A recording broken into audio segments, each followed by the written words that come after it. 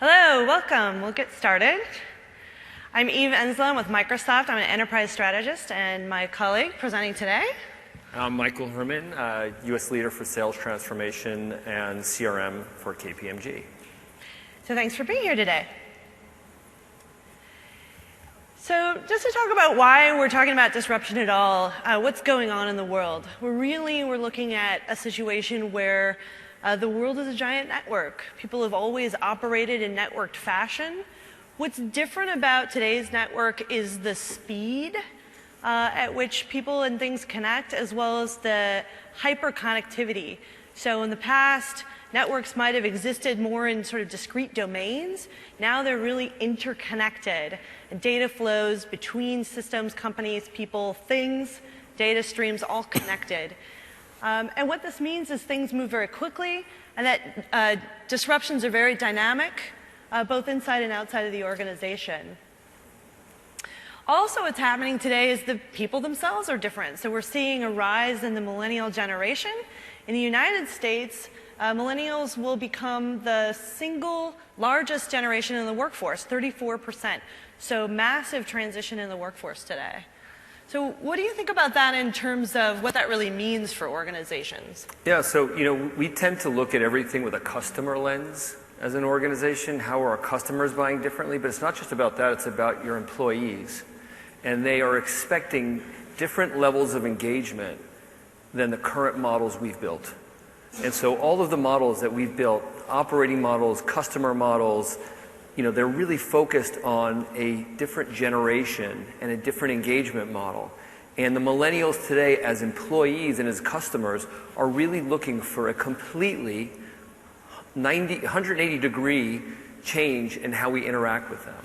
And so the companies that can figure that out more quickly than others really have an opportunity to take advantage of winning the war for talent, but also really clearly aligning with their customers in a much more effective way. Yeah, whole new paradigms for operating. Everything from trust and privacy expectations to sharing by default, as some examples of some of the behavior differences. Yeah. And then there's some terrible stats that I think everyone here probably want to keep in America. I think they said 35% of all adults under 30 years old are living with their parents now in the U.S. Yeah, interesting stat. Yeah, so hopefully that will change by the time my kids grow. So there's very good. Yes. There's another stat that I really like by Jack Walsh, and he said, look, if activities, if decisions, if people can move faster on the outside of your organization than you can on the inside, the end is near. Yeah. We talked about this earlier. The millennials don't debate the old model versus the new model. They expect the new model. And that's a major difference. They don't question, well, can we do things differently? They're like, why can't we? And let's go do it. And that's just a very different kind of mindset that companies are, and we talked to, for example, a company that provides kind of health services. And the claims process has historically been X number of days. And the person owning this said, well, that just doesn't work for me anymore. It's going to be 2 days and that's it. And we'll figure out a way to get it done. Now, obviously, the devil's in the details, but that's just the mindset of what we're dealing with from a cultural perspective. Exactly. So let's talk a little bit about kind of the implications of those mindsets. So we're looking here at today, we used to think of customers as very transactional. And now we understand that customers can operate as brand ambassadors or the opposite. And so we used to sort of own that relationship, between the two of us. Right. Now customers are relating and networking with each other, and they can gang up on us, as an example of something that could go awry with us. Yeah, I've got a great example. I have a friend of mine who's in charge of creative for a major movie studio, and he's in charge of Broadway plays. And one of the actors at the opening night was using an earpiece for their lines. And the earpiece fell out, and no one noticed, and the person still gave their speech. Opening night, who even knows what the original speech is anyway? So you could have really gone up and said anything. But they had 6 hours of meetings around what the potential social media implications would mean, Who's going to tweet about this? Who's going to have photos of that? How's that going to impact revenue? How's that going to impact reputation? And so on and so forth. So it's a different world. Right. Gesundheit. We used to live in a world where information was scarce. Information is very abundant, so much that we're often overloaded. But what we really need to think about now is how do we turn that into any kind of actionable insight? How do we do something with the data that's meaningful and that'll help us act within our organizations? We used to be very much about siloed productivity, and now it's all about co-creation of value. Not only inside a single company, but a number of companies are really looking at business models that connect and utilize partnerships to drive a value chain. Yeah, we've actually built disruption centers in some hubs where we actually take our partners and our customers together and design solutions. I mean, 5-10 years ago, that just never happened. But pretty cool stuff. Right, very cool. Work-life balance. People are more interested in work-life alignment. This is a big one for the millennials, right? We don't really think about that work model even in the same sense. We also really are seeing a significant rise in the trend or expectation around not necessarily having a single full-time relationship with one employer, but thinking more about that Hollywood model where I want to work on a project-based way. I want to come together, spin up a team. I want to do really great work that interests me, and then I want to go my merry way. Right. And I love some of the quotes around people on vacation. It's, well, I'm not going to take any calls on vacation versus I'll take calls on vacation when it's convenient for me. Exactly. Because I know whenever I'm on vacation, I have my phone. The minute my wife does something with the kids, I pick the phone up and I'm like, ninja calling. Yeah. So hopefully that could change. And then this last one, you're seeing a lot with your clients. It used to be all about optimization, kind of squeezing that last bit of efficiency or cost savings out of the system. And now it's really about expansion. How do you grow or scale into new business channels and opportunities, but not necessarily incurring that additional incremental cost as you do it? Yeah, I mean, a ton of momentum around adjacencies. So taking the core capabilities that you have and leveraging them in new markets or sub-markets of where you're currently playing at a limited cost and a limited infrastructure. So again, fine-tuning your model, not overhauling it. We'll talk about that evolution, not revolution model a little bit later on. Great. This is a super busy slide. We included it because we know you're going to want to download the deck. This is an infographic we recently worked on. We brought a lot of data together, and we really wanted to understand what's new or what's trending in this whole disruption model. So what are businesses thinking about? 5 key areas are what we're finding. One is really about looking at how do I revise my business model, and I'm going to prioritize around growth and agility. The second is about looking for opportunities to connect products and services in a way that will refine and also amplify their value. And then leveraging data, of course, to enter new markets, but leveraging it in really new and unique ways. I had a great story today about a shipping company. So they outfitted all of their containers and their ships with a lot of different sensors because they really wanted to understand, things like maybe a container fell off at high seas, whatever happened to that container. Well, what happened once they got all these ships around the world sensing, they realized that they had a weather service that they could sell and market to other shipping companies because they had effectively created an infrastructure with the data that they were collecting. Making customers your business partners, we've talked a little bit about this, but really understanding that trends like crowdsourcing and sharing are really changing that customer relationship where businesses are in many ways becoming more an orchestrator of value as opposed to the sole supplier of value. So you can think about a security model where you might connect your neighbors together to sort of add an extra layer of service on top of home security service where the customers are actually providing value to each other. And lastly, getting smarter about work. And so we see that disruption as not being a one-time thing, but really living in an ongoing, dynamic, changing marketplace, very rapid. And so how do you shift mindsets inside your organization so that you're not just transforming once, but you're really converting into the kind of company that can transform over and over and over again? And it focuses around 2 key tenets and stakes in the ground: access and simplicity. right? So, people are not concerned over what application suite you have, right? Or what architecture layer you have. It's around workflow. It's around access and simplicity. What can we have as an operational layer that helps us get work done more effectively, right? Absolutely.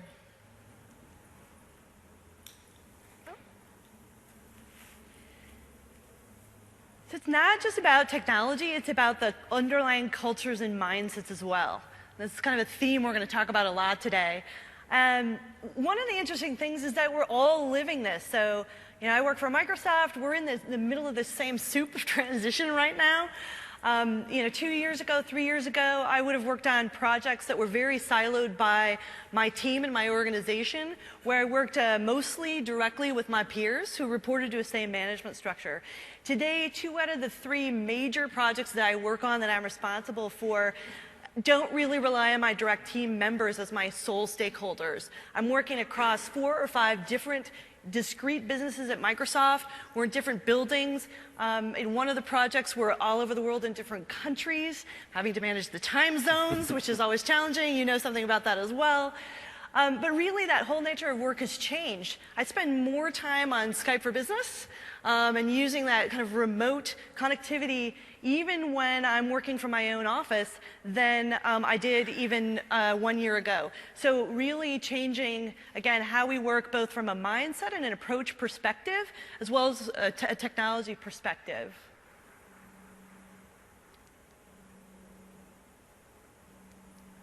Oops.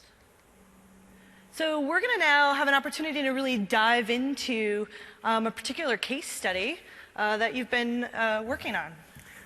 Excellent. So, we talk about disruption, and the theme of today is really around. Don't be afraid of the word disruption. It's overused, right? And what really is disruption? Disruption doesn't mean turning everything on its head, come Monday morning. Disruption really means thinking about things differently.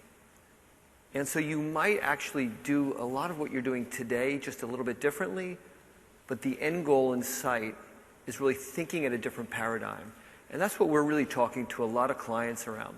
And so what I'm going to talk about today is actually a project, even though I'm kind of an overhead guy, which I actually just recently led with a huge international, actually Europe-based auto OEM that really needed and needs to think differently.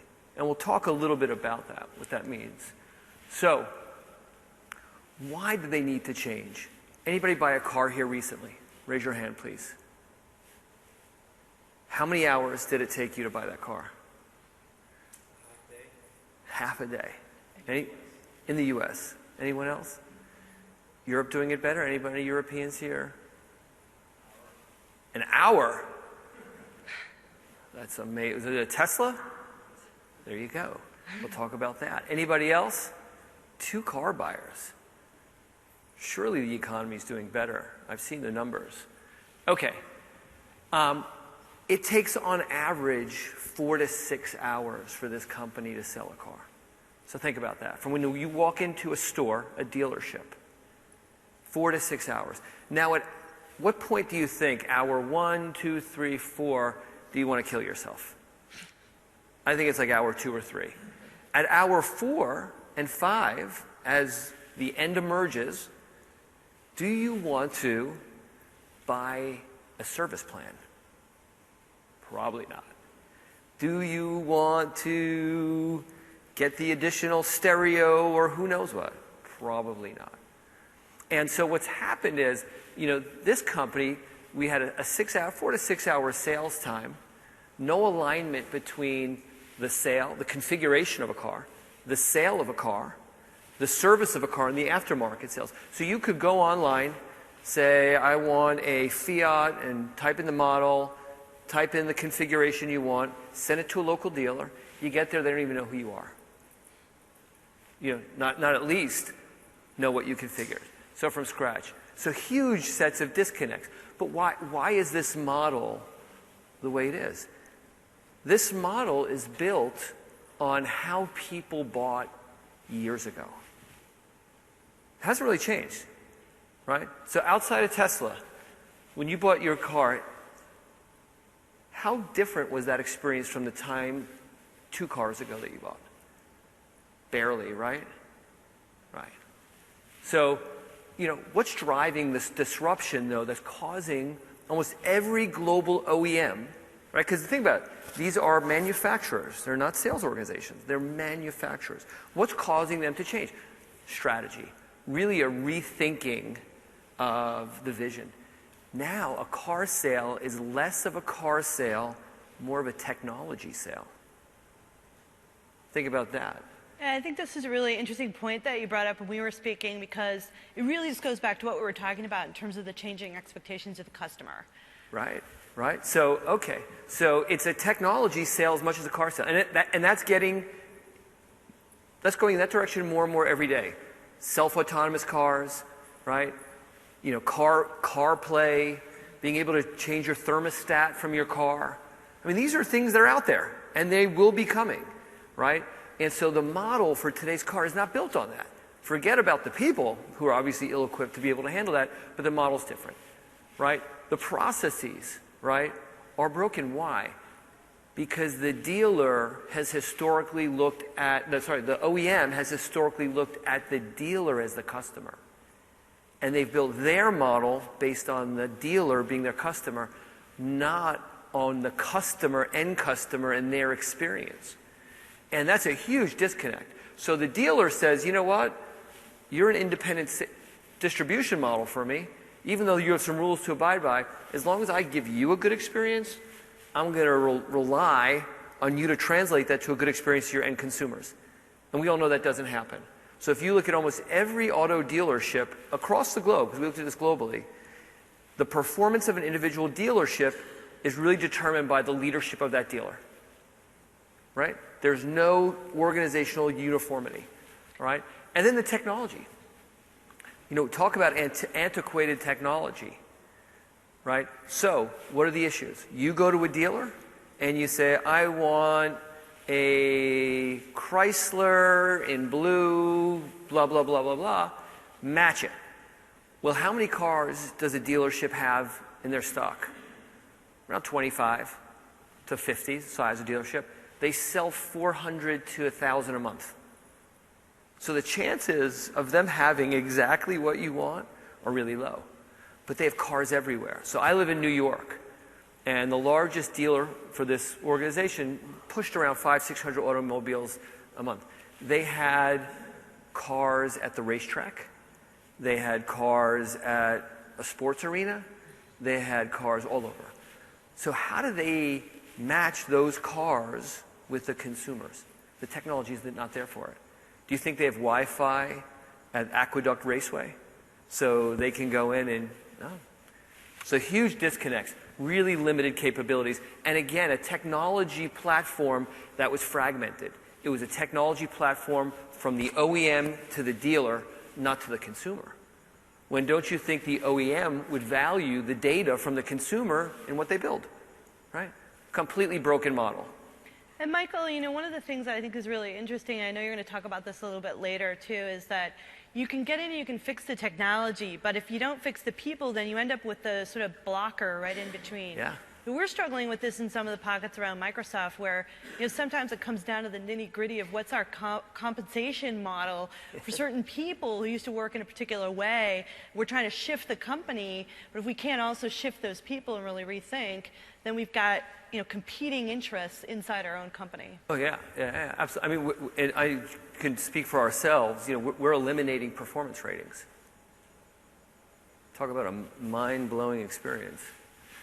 I don't even know what that's going to be, but again, paradigm shifts. So, what do we do for this company? So, we really focused in 3 key areas. One was the business. Where were they headed strategically? What's the vision for the auto model? We looked at analogs. We looked at Tesla. Tesla is just really cool. The experience, everything's done on an iPad, guided selling. You can service appointments on any wearable device or mobile device, right? They're bleeding money, but they've touched a nerve, really have touched a nerve. And they'll start to become more profitable over time. They'll figure it out, very smart people. we looked at the customer experience. At the end of the day, a lot of you have heard about journey mapping, right? It's a very popular kind of consulting speak phrase. But journey mapping really is looking at the emotional experience of an employee as well as a customer in your face-to-face interactions with them across every use case. Buying a car, servicing a car. And I hate to simplify it, but happy, sad, right? And then looking at the IT layer underneath each of those emotional journeys. How is IT supporting that, right? Platforms, applications, so on and so forth. And we developed a 5-year roadmap from them. And what we said is this is not going to be a development shop. It's going to be a customer experience shop, IT. So the IT mantra was around customer experience. Make the place nimble, right? So move them to the cloud, right? And then really think through how to let a platform enable that without breaking the bank. So as you know, our auto manufacturers have had some tough times with recalls, global. I mean, a lot of them happen to be the U.S. vehicles. And I'm not sure if that's just the quality or we like to complain a lot, or maybe a convergence of the two. But nonetheless, they don't have $30, $40, $50 million to spend on this. So how do we rethink and inventory what they have and make better use of what they have, maybe with a different platform or underlying kind of stability? So, critical thing here was we really took the temperature of the market, and we really did it with what I call a 3-legged stand. One is we really analyzed the heck out of their data. And it's your traditional data, but it's also crowd fencing, the people that actually came into the store that would never have been registered. So they don't buy anything, they don't fill out any forms. That's important data to have, right? Why did you come into the store? Was it, well, you know what, my car is being worked on, or, I needed some time to kill, or my spouse is getting their hair done, I need some time to kill, right? And we spent a lot of time also looking at social media. And we collected social media and found out sentiment trends. How were people feeling about their experience, about the cars themselves, about individual dealerships, right? And really kind of collected that. And then we spent a lot of time just sitting in dealerships and witnessing the dissonance between what was built and what actually happens. Because as you guys and you gals all know, at work you may have a way you're supposed to do things, but we all take a little bit of liberties here and there based upon what we see works really well. The cool thing was, if you think about it, and I'll go right here, is we had 2 stakeholder groups here that we had to satisfy. And we weren't sure how to do that and what the sequencing was. And so we said, well, we have our stakeholder, I can't read, our kind of, well, I've got it right here. Our stakeholders and our dealership folks. And we looked at the overlap between customers and dealers. Where were there issues that we found that hit both of those areas? And that's where we started, right? So we really prioritized at the things that we touched, redesigned a ton of their processes, helped them rethink their operating model, and then helped them think through how they use current technology much more effectively, and what are some new and emerging technologies that they would need. So for example, RFID in cars, inventory, right? So when you look at that list and you don't have a match, you know exactly where the cars are that have the closest match. How do we set up Wi-Fi networks in outdoor parking car lots? I mean, simple stuff, but things that never really were thought of. And that impact modeling is really key because we have a number of customers that are telling us that this isn't about taking on a 3-year project and voila, at the end, having a totally transformed experience. They're really looking for quick time to value. Yeah. They're really looking at having a long time version, but taking a much more vision, but taking a much more agile approach to rapidly delivering pieces of that vision. Yeah, because if you think about it, along the way, there are 2 or 3 things we didn't need the end of the project to happen to start with, right? So mobile access, real simple one. Right. Real simple one. Well, not that simple, but simple in the grand scheme of things. So let's talk about what these journey maps are. And they're really focused on by individual and role, and what is their emotional response throughout a process. right? So what is the emotional response of a person purchasing a car when they walk in, when they meet the rep, when they configure a car, when the configuration isn't exactly, when they don't have exactly what they configure, right? When they get the financing paperwork, when they figure out what the service options are. So really understand the emotional underpinnings. Now, one of the big things you'll see is these journey maps, I mean, it's what I call a pretty hot topic in consulting. What they don't do is they don't then move and transition into an operational set of activities. So what we did is we took each step along the journey map and we correlated it to a process. And then we correlated it to a technology. So we were able to take this really esoteric, feel-good journey map kind of language, propaganda, and turn it into something that actually was meaningful, that we could actually do at a client. And it wasn't just for the customers, it was for the employees as well. So what does an employee feel when a customer comes in and starts negotiating on price? Right? How do we then bring value into the equation, right? And so how do we then equip the organization to handle that? We use guided selling and iPads to kind of talk value versus price. So we took this again from both angles of the consumer and the dealer as well.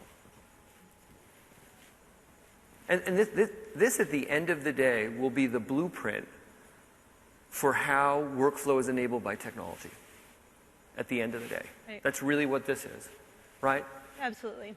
Again, it really comes back to if you're not rethinking the human engineering and you're only thinking about the technology or you're thinking about them in a disconnected way, you're not going to really get that full value and impact that you're looking for. You're going to end up with, again, sort of parts of your organization working at cross purposes or processes that don't quite connect. Yeah, and you know what? So just thinking out loud, why is this different?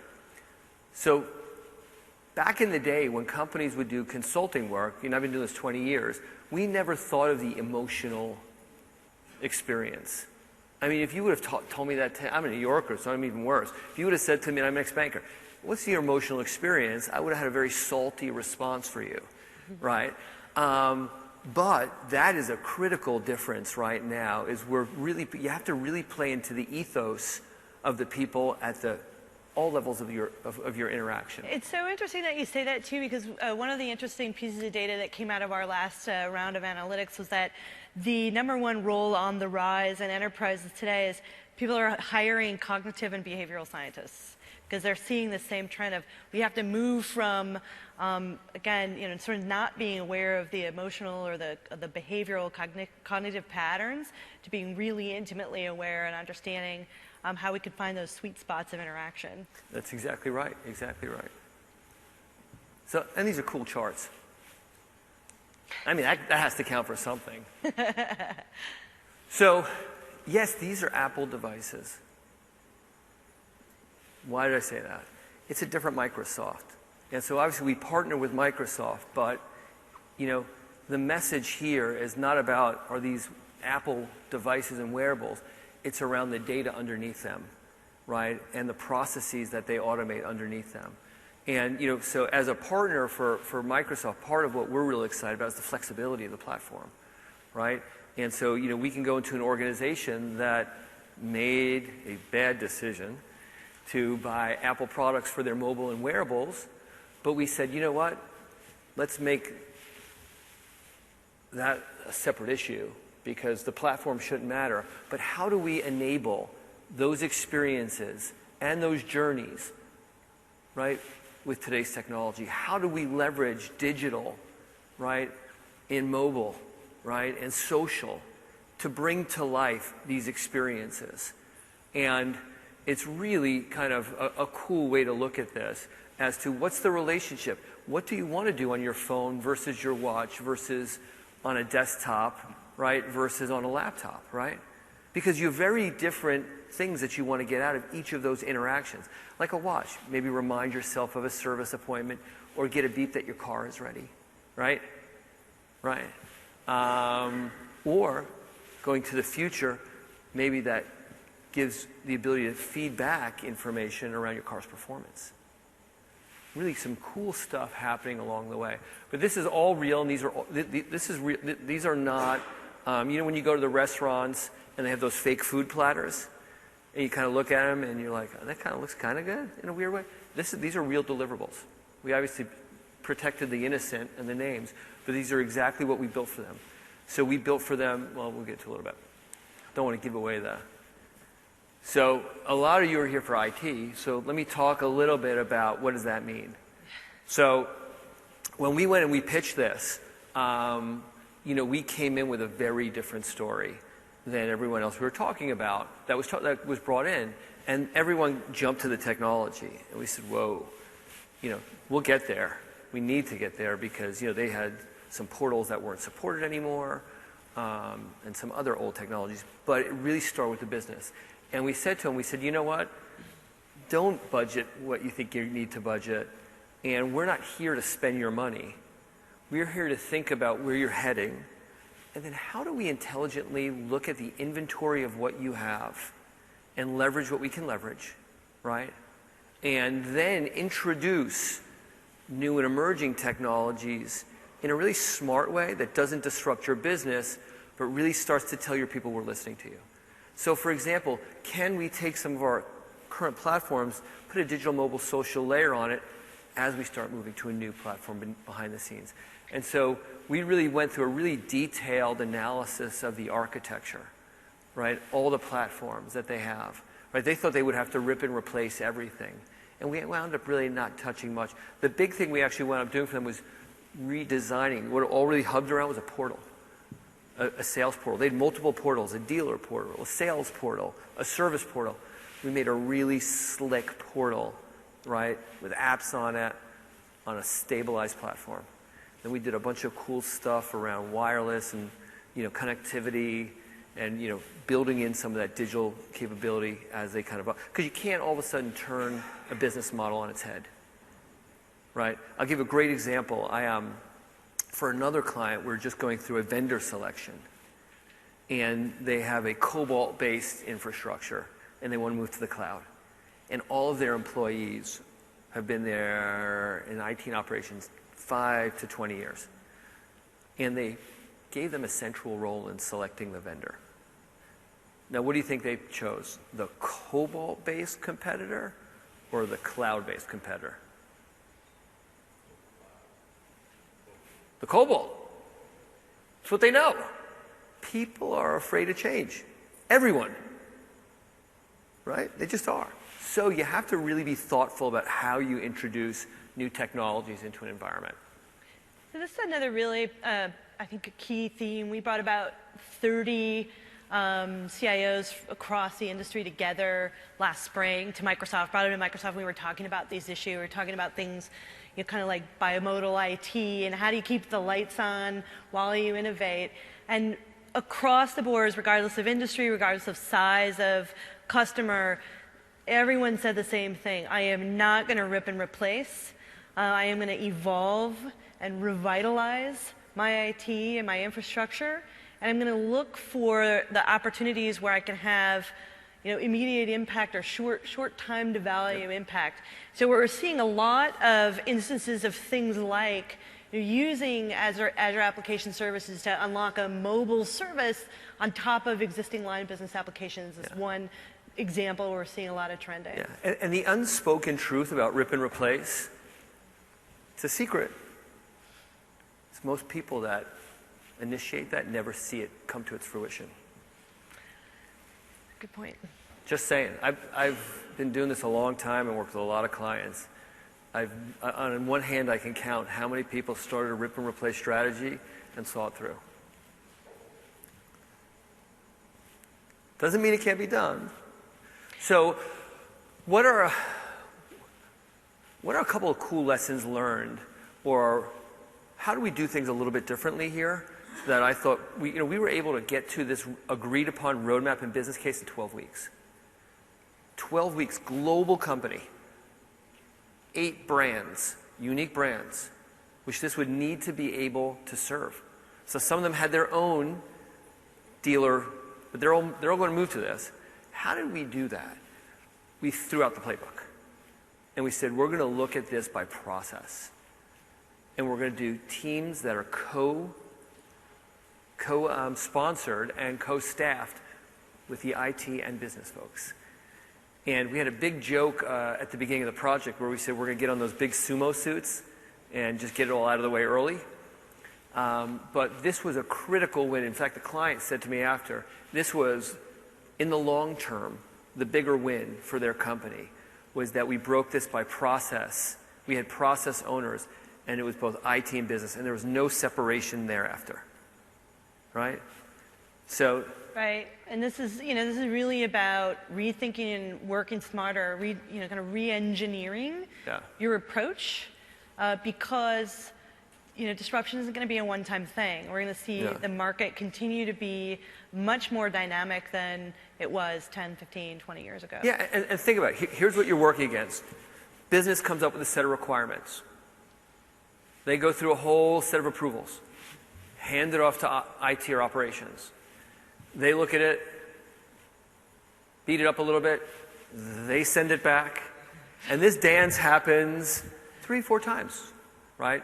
And so your speed to solutions historically will be slow, right? Across any function. Having them together in the room enables this conversation. Here's what we're trying to do. Can you design it? I can get you 98% of the way there doing this at 20% of the cost. Are you cool with that? Well, show me how that would work. Mock it up. Yeah, I can handle that one. Another instance might be no. Okay, let's work around it. Those are the types of conversations that IT needs to be right in there with business around. And we find that when that happens, the engagement's better, the speed to solutions is better, your service layer is significantly better. Yeah, we're also starting to see a shift where a lot of CIOs that we talk with are running monthly or bi-monthly technology and business roadmap planning sessions. So they're really starting to think about it's a single business, we have a single business model or strategy. We no longer have a separate, overall business strategy doc or, or group and then the digital thing kind of bolted on the side. But rather we're starting to have a board that's looking at how we become inherently a digital-first business, and that with one strategy that we're partnering on, working on together. And a pretty cool random comment and side note. So if you look at the color scheme of this slide, Microsoft's actually a client of mine. We borrow these colors from them. So just to kind of bring it all home. Yeah. Not the content, just the colors. So, why is this important? So let's go back and, look at a little bit of the economic side of this. Everything we talked about really boils down to building based on the customer experience, right? And the customer being the full set of customers, not just the customer in front of you. So for manufacturers, it's the end customer as well, not just the distributor, right? And it's really interesting. In the sales transformation space, historically you hear people talk about lead to cash. What's our lead to cash set of processes and how do we automate that? And CRM is usually a huge piece of that. But now it's not lead to cash. It's not lead to close. It's lead to serve, lead to extend. So it's really thinking through the whole customer experience. And as you can see, growth right now is a global trend, right? We have organizationally spent a lot of time and a lot of money kind of taking the last lemon juice out of the lemon, right? How do we then now focus on the growth? And, based on, some of our CEO surveys, it's the number one area. And the driver of it is customer experience. And what are some of the key kind of things that we're seeing in the transformative space? Really, we talked about the mobile mind shift. It's not just devices. It's crowd space, the sharing. It's, it's shared networks. You talk about soup to nuts, and it's being a disruptor, right? We talk about Tesla. Think about the level of disruption we're having in the market. Uber, right? Airbnb. These are completely disruptive models. These are companies saying, not why not the status quo, here's how we're going to do it, right? And so the same thing is going to be done in industry by industry by industry. Obviously not to the same degree, but nonetheless. The big one, we all talk about data and analytics, right? And as IT professionals, a lot of us get overwhelmed by, we now have access to so much data. But what do you do with that? Right? How do you build yourself a set of tools and capabilities that lets you measure and manage your business proactively? So you're not at the end of your year thinking about, oh, what's going on. It lets you fine-tune mid-year, right? And we talked enough about the customer experience. So, simple economics, right? So I'm actually in school right now, so Eve was mentioning my schedule. I'm doing some executive MBA stuff, and I flew in after dinner, and I just came right here from school, and so my professor, so I'm currently doing some work around economics, would be very, very excited about this slide. I'm actually flying right back after this to go back to school. But what is the right thing around customer experience? This is something I hope you take away out of this. It's a really salient point. Make sure that the customer experience you're building is aligned with the customer expectation and the cost to serve for that market. If you overbuild the customer experience, your profit is impacted, and you set expectations for service levels that are unrealistic with your customer base, and you face reputational risk.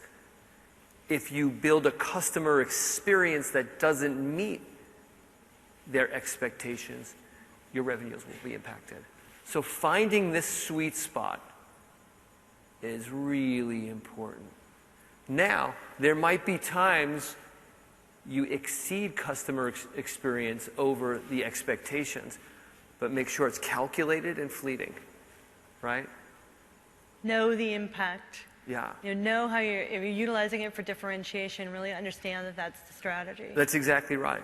So really, at the end of the day, all of this, the strategy, the people, the process, and the technology need to line up to this, no matter what you do. So think about this from a CRM perspective. Do we need 18,000 bells and whistles? Or are we building something that's up here? And this is when we talked about take inventory of what you have. Be thoughtful in how you sequence your activities, because it's very easy to come in here. And I don't know about you, but I can't tell you how many companies I've heard that have spent so much money and haven't seen the ROI because they've gone really up here, right? We have a little bit of a joke inside Microsoft about the graveyard of ambitious applications. Because, we get excited as engineers. We think about these things we could do. We go off and we build them. And then it turns out that employees don't really want that or don't really use it. Or like you say, it's sort of so far beyond what they really needed that it quickly becomes obsolete. So that's kind of our little internal joke, the graveyard of ambitious apps. And Microsoft's been a client of mine for a couple of years. And the joke is our projects are called Conscious and Reason. So hang in there. Disruption is not that scary. It's a scary word. It can potentially have impacts culturally when you talk about it, but really be thoughtful in how you describe it, in the expectations around it, and what people's roles are around it. Because, again, at the end of the day, we're in a people business. And when we have people that have been doing things a certain way for a certain amount of time and we ask them to change, even the most capable people will resist to a degree. Right. And so while we talk about disruption, and it's a buzzword out there, please use it cautiously.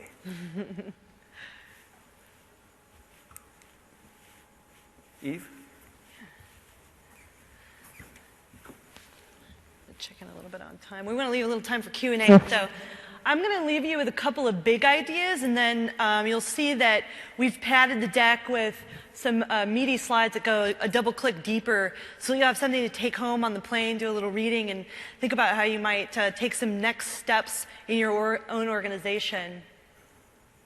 So let's just look at the big picture, though. Again, we really think about this in three big areas. One is about thinking about that big vision around business process, vision, and operation. So how are you going to think about how you research, envision, and design in a way where you're really bringing together the right key players across the business and IT, and that you're thinking very intentionally around emerging trends, especially with regard to rising customer expectation. Two conversations to think about having right now.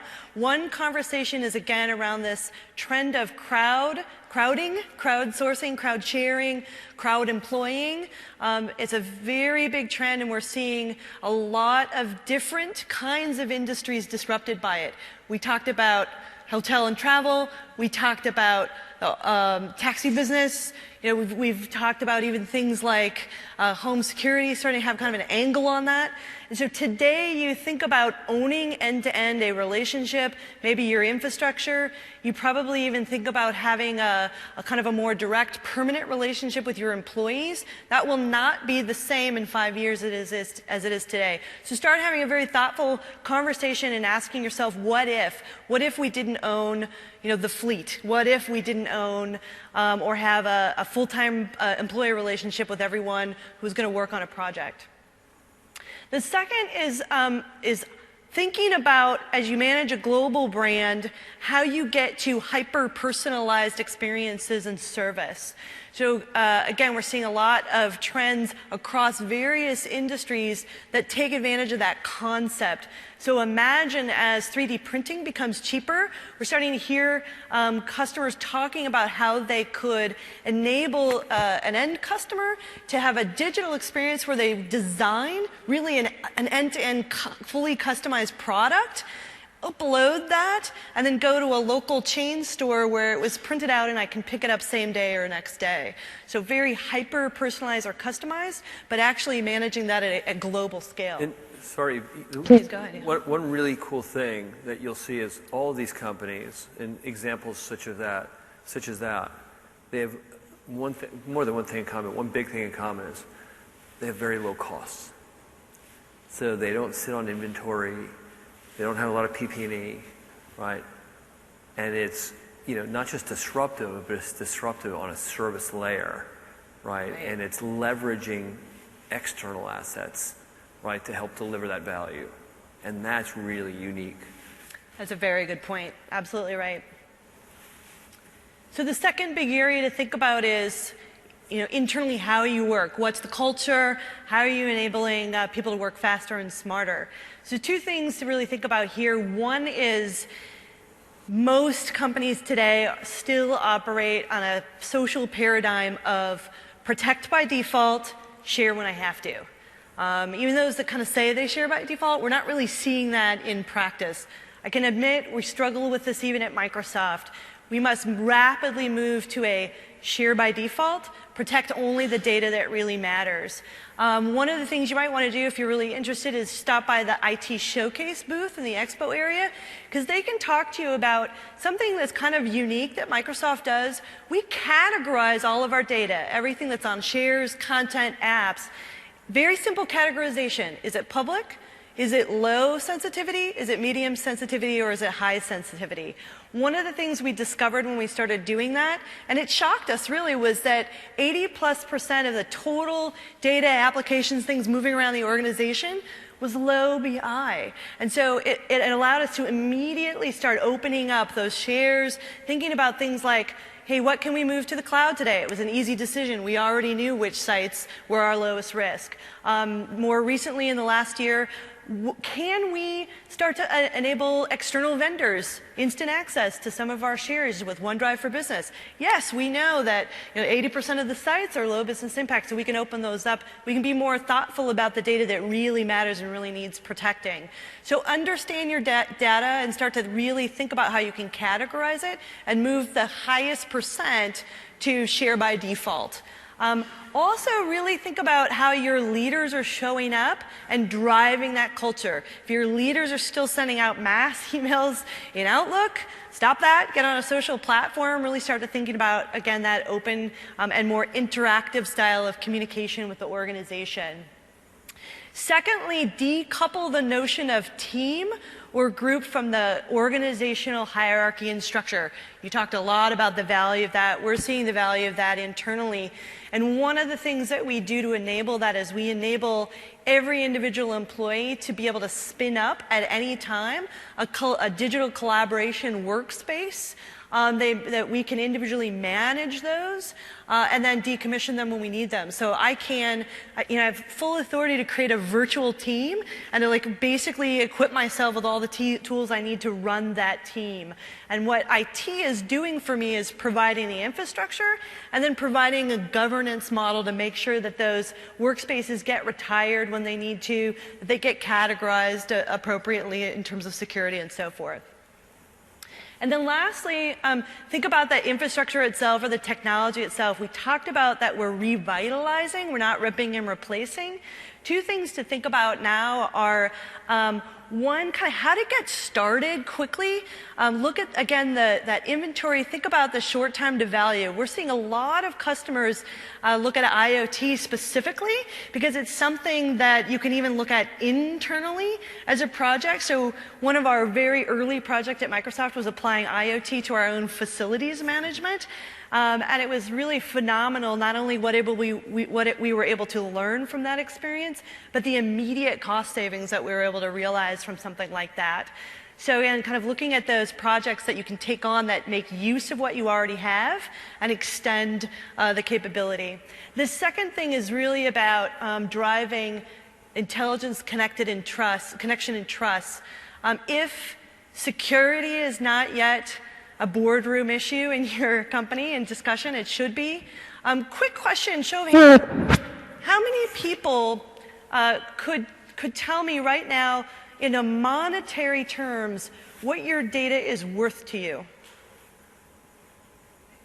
Anybody? Monetary terms. So I would bet that most companies could tell me what your buildings are worth, what your machines are worth, what your capital assets are worth. But very few companies are thinking about what their data is worth in monetary terms, both in terms of potential value and also potential risk. So if you went home next week and you had 10,000 customer accounts compromised in some way, do you know what the cost would be for your organization? We have a saying, and unfortunately, it's not really funny, and it's true, which is there are two kinds of companies. There are those who have been hacked, and there are companies that don't know they've been hacked yet. So understand that it's really not if, it's when, and that you should be having very thoughtful conversations about what that means to you in terms of potential asset loss and so forth. And then on the positive side of that, again, looking at that data as an asset, and how can you think about entering new channels or utilizing that data in a way that can bring new business opportunities, new process. And then lastly, from a platform's perspective, you hopefully heard a little bit about this in the keynote today, which is security, privacy, trust, governance, and standards will continue to get more complex. Laws are different from country to country to country. It's very difficult to manage. Really think about partnering with cloud providers and digital technology providers who are able to and thinking about managing that for you as a service. So you really want to partner with people who are on the front end of helping to drive those standards and ensuring that they're offering services that are going to help you stay on top of that. You don't want to find out when you're hearing from your LCA department or the courts. So again, we have quite a few kind of click down that you can go through, but I think now we want to kind of open it up for Q&A. Yeah. Yeah. So questions? Do we have the mic? Great. Our assistant here has the mic. Any questions?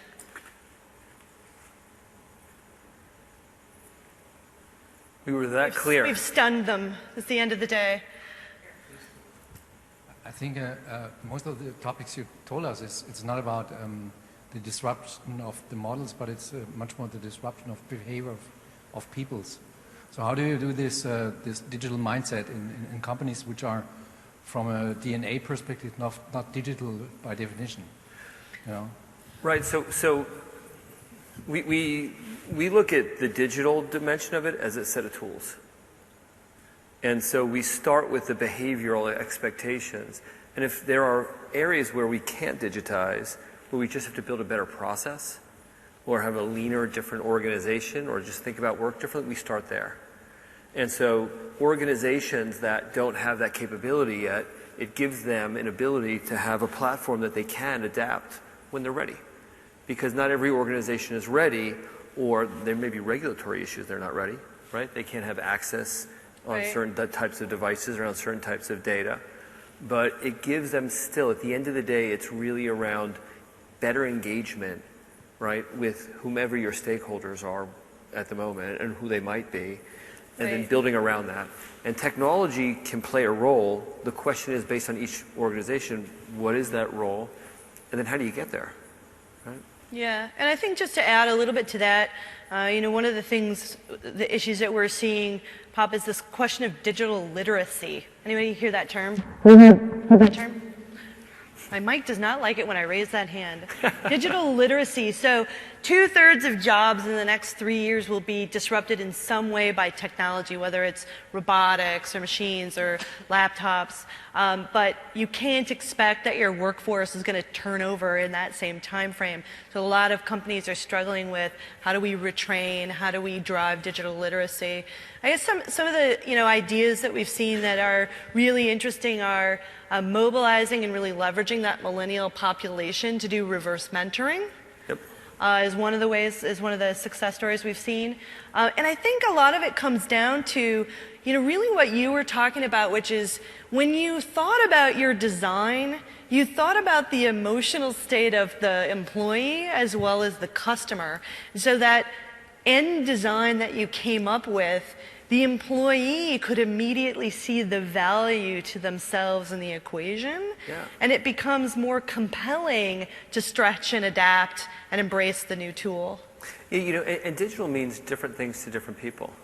We have organizations where digital, the huge win in digital is a paperless set of transactions versus guided selling and mobility. Right. And so it can really mean a lot of different things. And that's why I say, these are tools. So let's think about how we use them, right, and the applicability of using them, right, in every situation, instead of jumping to the tool without thinking through the business first. And it's very simple to do that. It's very simple to say, we're going to use systems-based reengineering. We'll just take what we have. And in some instances, that's fine. It is. I'm going to be the first one to tell you that, but not all. So we've actually run the clock down, but we'll stay for a few minutes and continue to answer questions if anyone would like to stay and continue the conversation. Also, please, I encourage you and invite you, stop by the KPMG booth in the expo area. A number of Michael's colleagues are there, as well as some Microsoft folks who are very versed in these same topics, and would love to spend some time with you if you'd like to continue the conversation. And then, even though I'm an American, we have our entire European team here. And if you do download the deck, back up, our contact information is here as well. I'm not going to get there, but go ahead and go online, run up here and get it from us. We're happy to talk to you one-on-one at any time. And then I have been asked to please beg you to fill out your evaluations.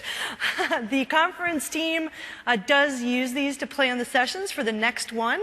So if you hated it, know that you're going to save the next wave of people. Don't fill it out. Don't fill it out. Next wave of people from sitting through the same session. If you loved it, it helps us plan for the next conference, how we should evolve the session. So do let us know the feedback. Thank you for spending time with us today, and thank you, Michael, for being here as well. My pleasure. Thanks, everyone.